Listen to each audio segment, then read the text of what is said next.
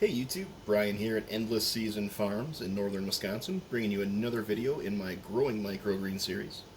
I meant to get this video out a long time ago, but I wasn't happy with it when I made it. I never uploaded it. I kind of forgot about it.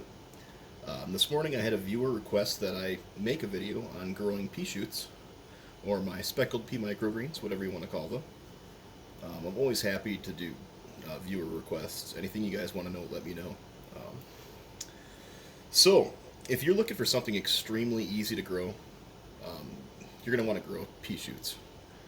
They're incredibly forgiving. They're the easiest thing that I grow, hands down. I've never had a mold issue. Never had any issues really growing these pea shoots. Every tray has turned out perfectly. Sometimes germination's a little better than others, just depending on the seed, but you get that with any product. Inexpensive to grow as compared to a lot of other microgreens. I grow these with certified organic seed. I really can't remember the price. I think I'll post a link down into the description of the seed that I get from True Leaf Market, and you can look and see it's just not much. It's a great way to get kids and vegetable reluctant adults, I guess I could say, to eat their vegetables, because these really do just taste like sweet peas from the garden. And probably my favorite thing about these is once you harvest the tray, you keep watering it, keep it under the light, let it regrow, just like a lot of salad greens will regrow. You get kind of a lesser quality, lesser quantity second harvest, but I feed that to my ducks, and I know chickens love it too, so free food, just a little idea. Anyway, let's get to showing you how to actually plant these. I've had the seed soaking for about an hour, maybe a little less. I wouldn't soak it any more than 8 hours, but you really don't have to at all. So like all my other microgreens, we start with these two 10-20 trays.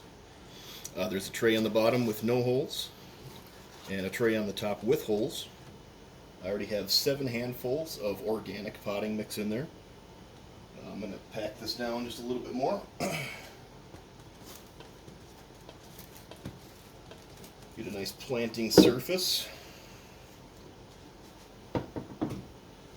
Now, just like the rest of them, I'm going to add just a couple of cups of water in the bottom just to get it to start saturating from the bottom up. And at the same time, I'll water from the top down.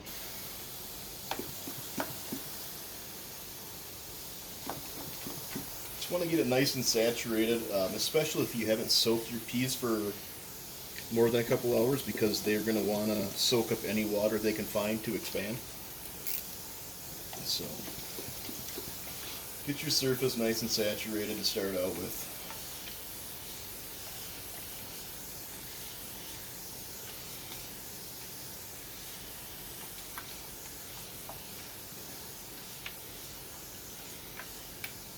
Alright. Take my peas here, which I've had soaking. This is 2 cups of dry peas. 2 cups, the same amount that I do for sunflower seed too. 2 cups and 7 handfuls of soil. So go ahead and spread these out evenly. If you let them soak for 5, 6, 7, 8 hours, they will expand large enough that they actually completely fill the surface of these 10-20 flats. If you don't, like I didn't, there's going to be some gaps, and they will fill in. Day to day as you're watering, you'll notice they keep expanding. So I'm going to get these all leveled out as best as possible. Try to keep the tray in frame.